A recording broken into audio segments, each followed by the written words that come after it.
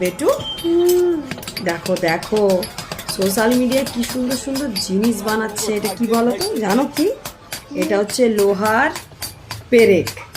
দেখো লোহাটাকে আগুনের মধ্যে ঢুকিয়েছে, হ্যাঁ, তাকে গলানো হয়েছে লোহাটাকে।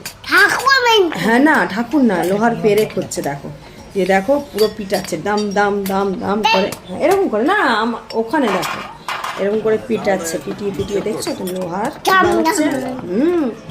লোহার একটা পেরেক। তো বন্ধুরা, সোশ্যাল মিডিয়া হয়ে কিন্তু আমরা সমস্ত জিনিস দেখো, পুরো পৃথিবীটা মনে হচ্ছে আমাদের হাতের মধ্যে, তাই না?